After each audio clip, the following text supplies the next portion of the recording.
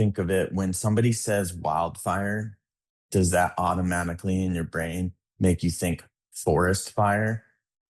Because 80% of homes that are burned down are actually in grasslands and shrublands, which is pretty amazing to think about. So 88% of homes that are lost in fast fires. So extremely fast wind driven fires, East Troublesome Fire, Palisades Fire, Eaton Fire, Marshall Fire. That's that's those fires. And then 3% of all wildfires, whether this is human caused, lightning ignition, every single fire on the landscape, 3% of all the fires in the United States, those are the ones that are burning down communities. So it's really not that many that are actually causing the destruction, and most of it's in grasslands and shrublands. But yet we really are trying to like nail this forest management and go into these vast wildernesses to cut down trees when that's not even the issue. The issue is our homes are burning down.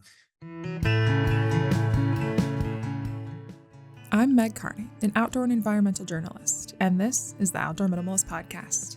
Thank you for joining us so that together we can create a better outdoor space as we recreate. Happy New Year and welcome back to the Outdoor Minimalist podcast.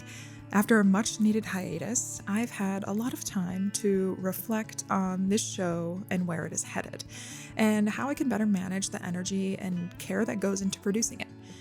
So with that in mind, I want to share a few updates you can expect as we move through 2026. First, our Monday episodes will not be changing. We'll continue to release weekly expert interviews on a wide range of topics, many of which come directly from listener requests. If there's a topic or guest you'd love to hear on the show, I genuinely want to know. You can reach out to me on social media or through theoutdoorminimalist.com. Our Friday episodes are where you will see a small shift.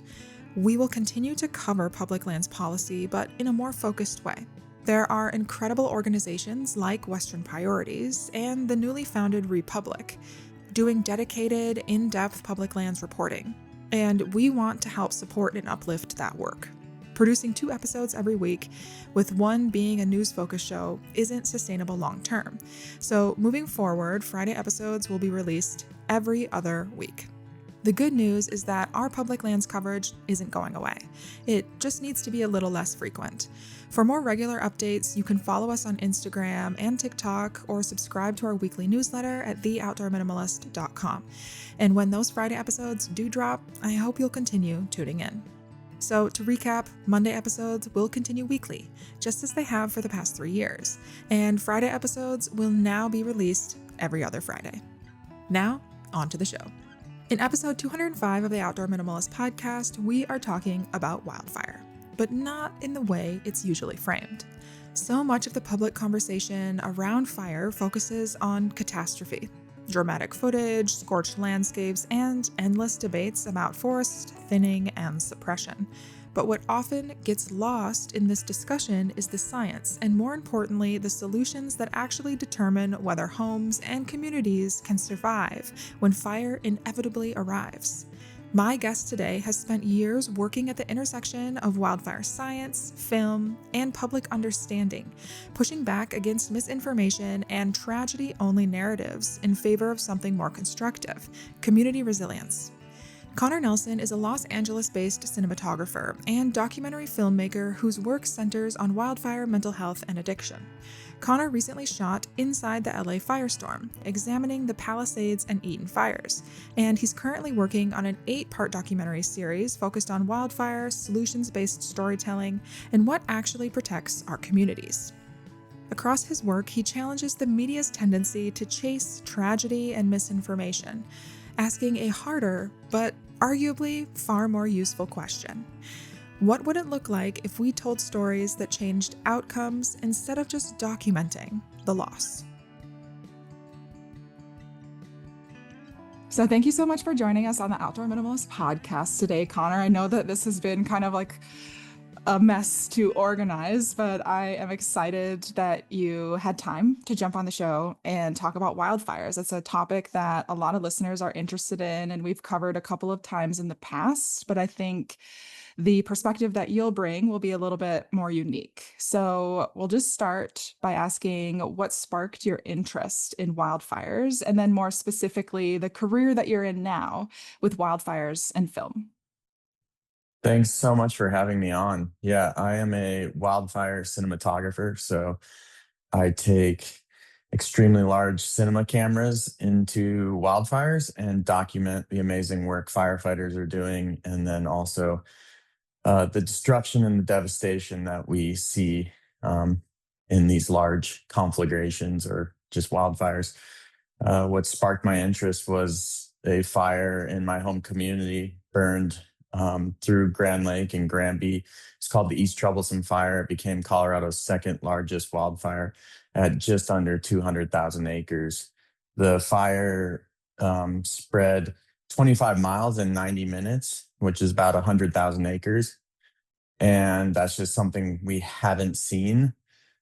And that kind of really engaged me just to see something that massive happen in my home community. I started making films about that fire, and it kind of seemed like fire was always at the forefront of my discovery. I ended up in the Marshall Fire. Then I ended up in the Palisades Fire and the Eaton wildfires here in Los Angeles. I got connected to a great team.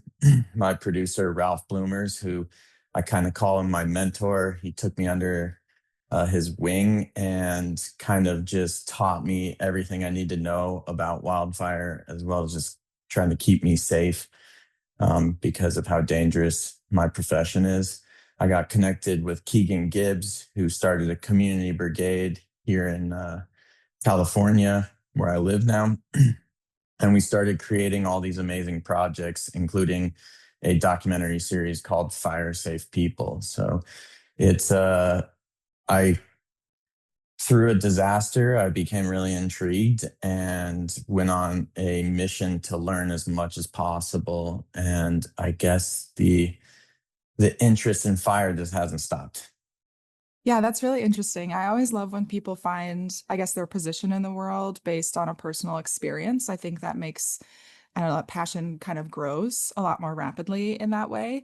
And now that you're based in California, and you mentioned a couple of different fires, one fire that I remember we talked about and you mentioned just now is the Palisades fire. And I think that was a good example of how fire is communicated when it is happening, like when the disaster is occurring, and the rise of disinformation around natural disasters. So, in this context, fires, of course. So, you covered that fire, correct? Okay. Yeah, So, intensely for intensely. over 20 days. I was in there within an hour when the initial fire call happened. Okay. So, when you were covering it, what stood out to you in terms of how the fire was being communicated during the general public in this cycle during that event? Yeah, that's a great question. I think a lot of people want to cover fire from um like the pitfalls and the downfalls that happened in fires. And I think the initial one that came out was that the water system failed and that the fire hydrants ran out of water. And we've seen this happen time and time and time again. This happened in the Marshall Fire, this happened in the Camp Fire, it's happened in several fires in California. Water systems are not built to withstand thousands of homes burning down. The water system worked for 6 to 8 hours, and it's pretty incredible that it worked for that long. The other thing that we saw was that the reservoir was offline. Uh, that reservoir was not built to pressurize the system. It wouldn't have, even if it was full of water, it wouldn't have changed the outcome just because that's not the way it was designed. And I think what we're seeing is, when homes burn down, the water main that goes into the house is left open and it's shooting into the burnt foundation. And so while I'm documenting that first night, I'm seeing just toxic fountains shooting into these foundations. And that lowers the water pressure and it takes the water away from firefighters.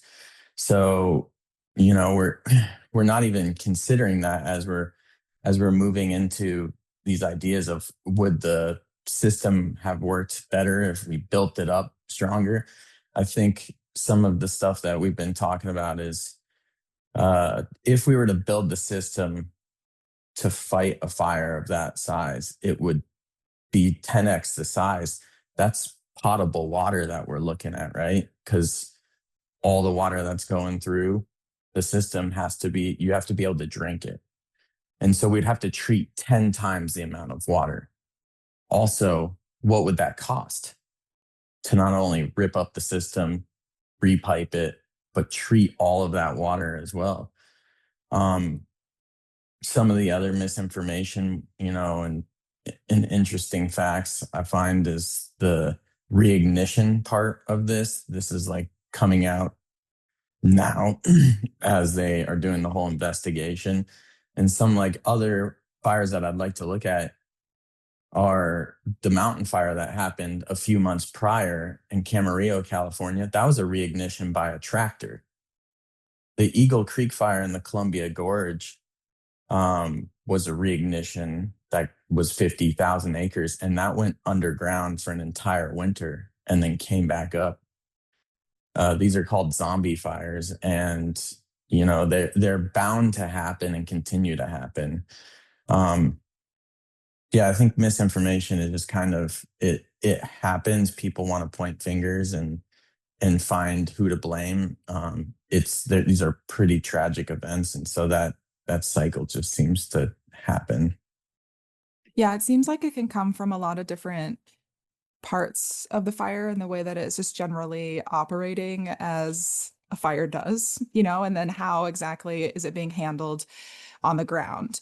And do you think that that is often coming from, like, which sectors of media do you think that's often coming from? And do you think that it's just because we often default, if we're looking at more like news media, to the sensationalism and the sad stories, more dramatization, because that's really what is getting the views instead of like a solutions focused narrative? So I think the news likes to focus on these kind of sadder narrative stories as I think viewers will be more invested. But the thing that we saw in the Palisades fire was, celebrities or social media influencers starting to take it on. And I think something that it's hard to tell, but something we've seen is people who don't have insurance tend to lash out after these fires because they want to seek justice. They want to figure out how to uh, repay themselves, I guess, especially when they've lost everything. It's really unfortunate when, in my community where I'm from, in the community that burned down, I watched some of my friends who didn't have insurance who were unable to rebuild. And it's pretty tragic to see that happen. But it's especially when insurance providers kick you off of their insurance right before these fires. I've heard stories of people losing their insurance 2 days before the Palisades fire. It's, yeah, it's pretty sad. I feel like the insurance thing is like a whole other discussion as well. It's like a very layered discussion, so I'm trying to stay Yeah, focused I in don't want like to get my into it. there's like a lot of directions. I'm like, there's a lot I don't know. So there's a lot I could ask, but I'll try to stay focused. Okay, so if we are trying to look at like how these stories are being told then, and if we wanted to approach storytelling in a way that leads to real world solutions for people on the ground who are experiencing these types of natural disasters, then how do you think we can do a better job communicating what will actually protect communities? So when I first started making films about wildfires, I definitely went into like more of the fear-based survival stories, escape stories. Um, I was like, if I can pull people in emotionally, they'll watch my film. And while that might be true, what happens is it scares people away from actually wanting to talk about it. 9 out of 10 times the conversations I have with people nowadays is, what do you think of fire? And it's something usually negative that comes out of fire, comes out of it. Um,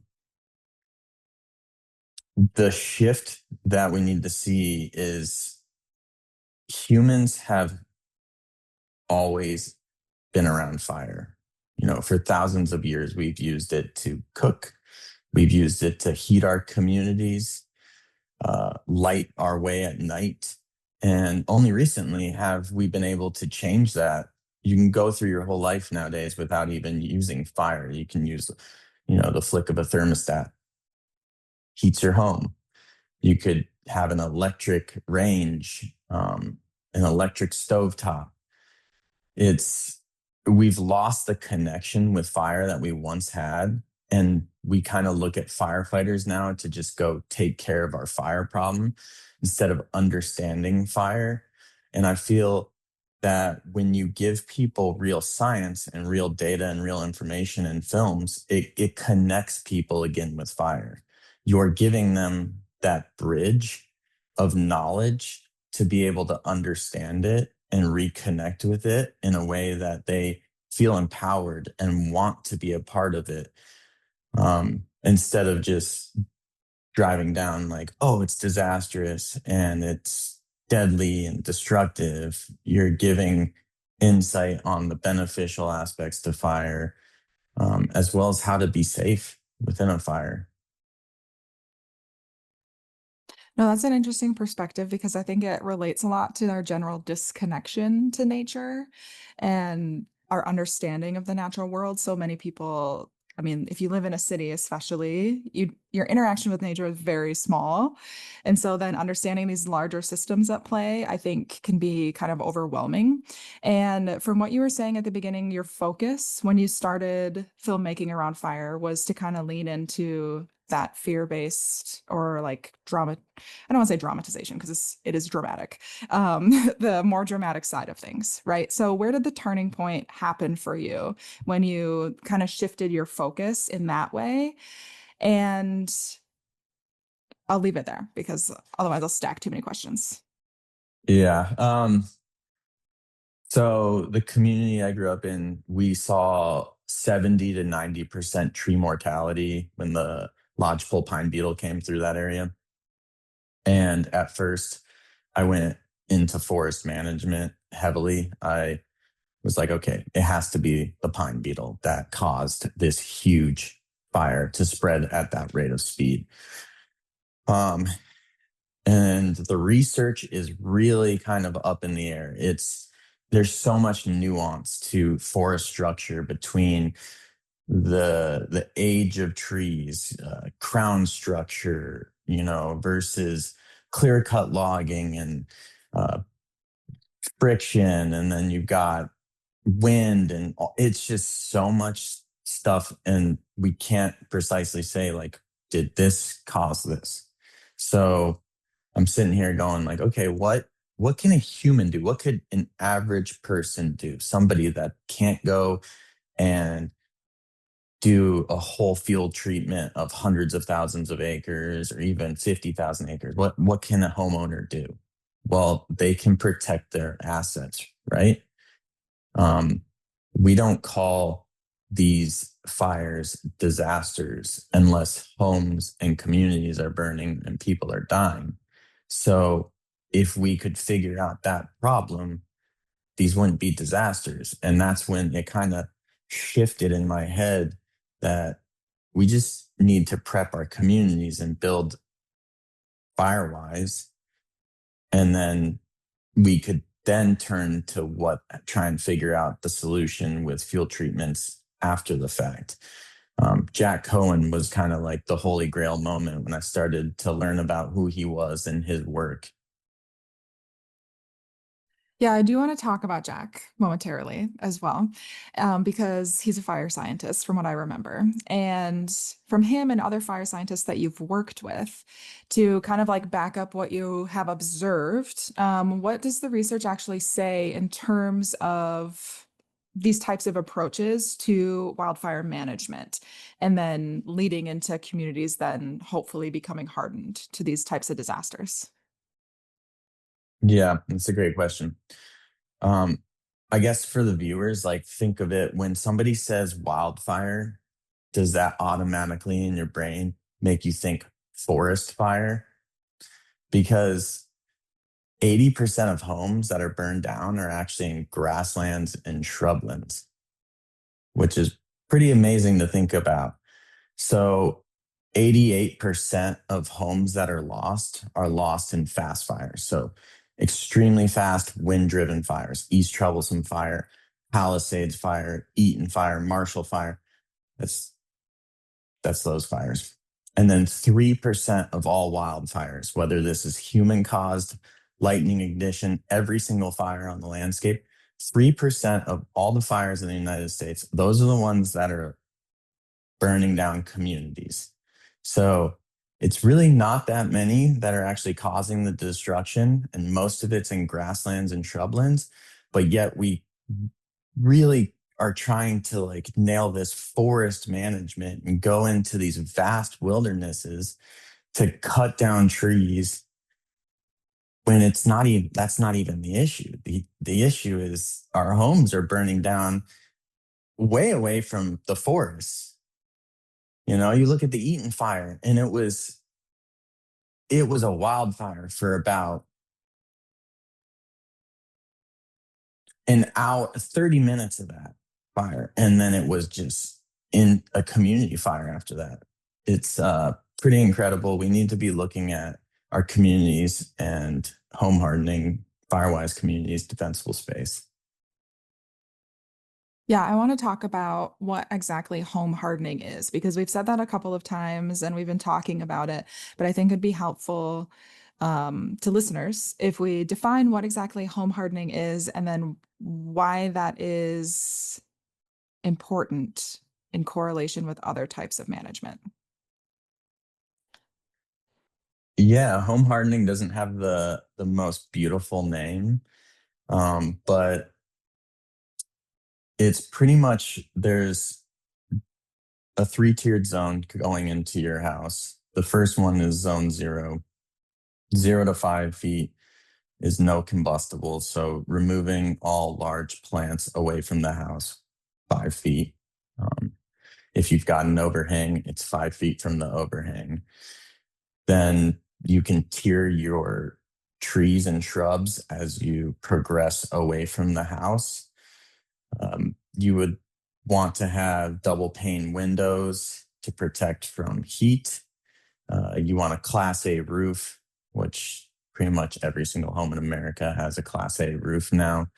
And then the big ones in Southern California are vents.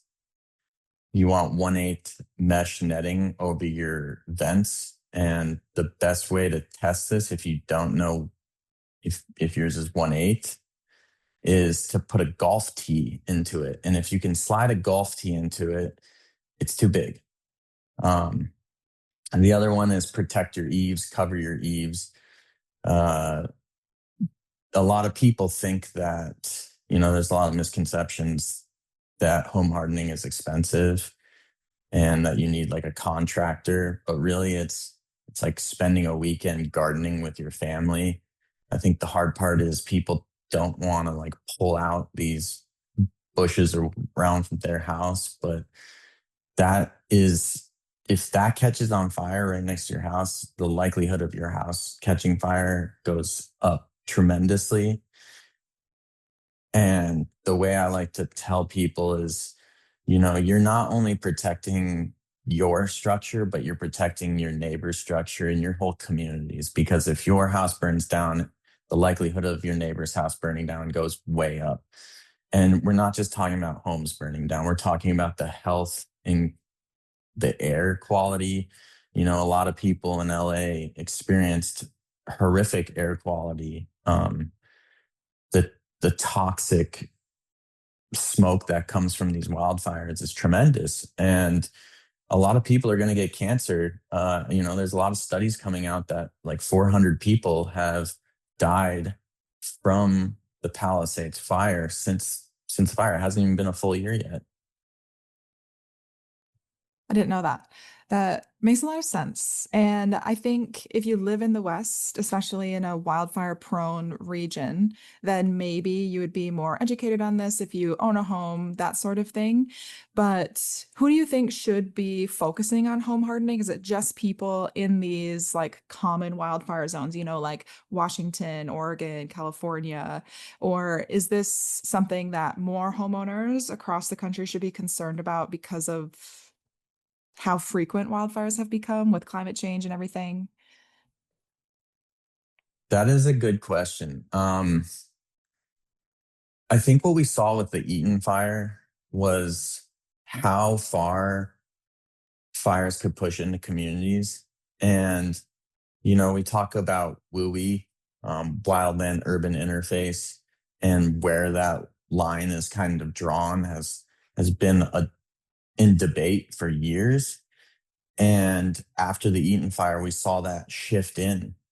It moved even further into the community.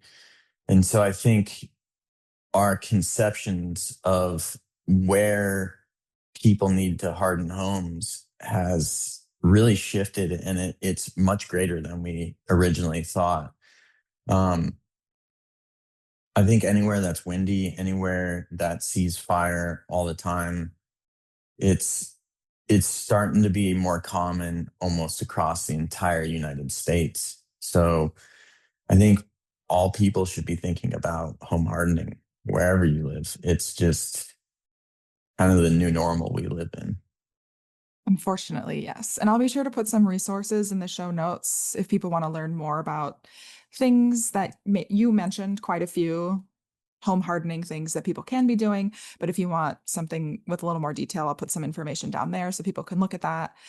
And I do want to talk a little bit about beyond the individual, because as individuals, if you're a homeowner, there's things that you can be doing. But what about on a larger scale? So we're looking at communities as a whole, because some wildfires have gone through entire communities and been completely destructive. And so, how would that be preventable? Like how, Like, how can the community as a whole harden? You know what I mean? Because it's yeah, not just, there's multiple structures in a community, not just houses. yeah, I mean, this is the really tough one to tackle, and it's people need to talk with their neighbors. And it's kind of like that neighborhood watch thing where it's like, okay, like we're all gonna make sure that if we see somebody that we don't like in this neighborhood, we're gonna call the cops. And it's the same idea. It's like if somebody that you see is just leaving all sorts of flammable stuff on the side of their house, like to I don't want to say call them out on it, but to maybe try and kindly go up to them and talk to them about how this could spread fire into their house. And then that could, what we saw in the Palisades fire was structure to structure ignition. Most homes burned down from embers, but we saw something different in the Palisades fire, and that was radiant heat from homes being too close together. And that's so once one home burns down, you got another one and another one and another one. So it's like in places that have these high density neighborhoods, we really need to be thinking about home hardening here, because the likelihood of the entire block going up is way more than when you have homes that are 30 or 60 feet away from each other.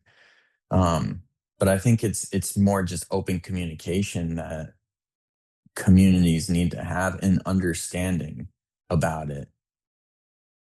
Yeah, that communication part I feel like is key with a lot of different things. But hopefully hopefully that more resources from like films like you create and things can kind of help educate and like push people in that direction or like give them tools to then kind of like approach that subject in a kind way. And I mean, this extends far beyond just like individual communities or individual people and into policy and general culture that we live in. And so, what shifts from a more systemic level do you think could help us be less reactive to wildfires and be more proactive in our resilience? So Cal Fire spends 4.2 billion annually.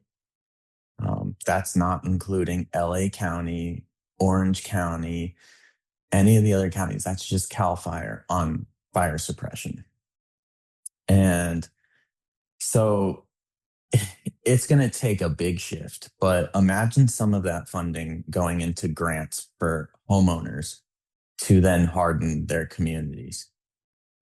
We could take some of that money and transfer it and help individuals who can't fund these projects around their home and start to see communities be able to get the defensible space and the proper uh, home hardening techniques done to their house. I think that is kind of it's scary because we've always been this kind of man versus fire mentality. Like, how can we control the problem? And so when you start talking about taking money away from trying to go and fight this, it gets kind of scary. But something I want to put out there is we don't fight hurricanes. We don't fight earthquakes. Wildfires are the only natural disaster that we fight. And instead of fighting it, why not prep ourselves for when it comes so it doesn't destroy our entire community? Yeah. Just thinking about that. Okay. So those are most of, were there other things before we get to like kind of like the closing resources section that you want to make sure we covered? I feel like we kind of covered most of the topics that we discussed, but I just want to ask before we move on. Yeah, I think I'd love to just mention that PBS is putting out a 1 year anniversary film about the Palisades and the Eaton wildfires. They did a great initial film called Weathered Inside the L.A. Firestorm. Um, you can go watch it for free on PBS. The new one's coming out, I believe, on January 7th. And it's going to have a ton of new information. There'll be some crazy animations about how communities burn down as well that are prepared and then unprepared. So get online and watch that. It should be a good one. Yeah, that's a great resource. Are there other resources that you would recommend people if they're interested in wildfire science or protecting their homes, especially if they live in these types of areas? Definitely I say it's the greatest film, wildfire film I've ever seen. It's called Elemental Reimagine Wildfire. Um, that film kind of changed my trajectory of how I view fires and what I know about fires. I think it's probably single-handedly the best documentary of the decade for people to watch.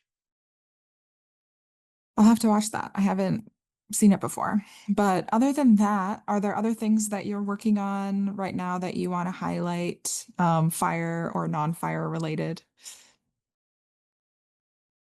Yeah, right now I'm working on a film with NASA and the DoD about prescribed fire and kind of the new technologies and sensors that NASA is working on to model fire and smoke behavior. Um, our biggest misunderstandings is how smoke moves. And when we're trying to put more fire on the landscape to protect ourselves, we need to understand how smoke works. And NASA's kind of been developing these amazing sensors that can work through all the layers, through the top of the smoke column all the way down to the fire on the bottom floor.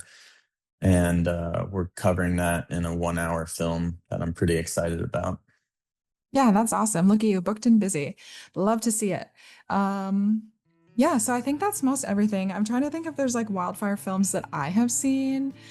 There's a lot of, I think fire is pretty relatively new, and it's becoming more of a thing on people's minds, right? And so I think there'll be more films made about it. But for a while, people didn't even want to watch fire films.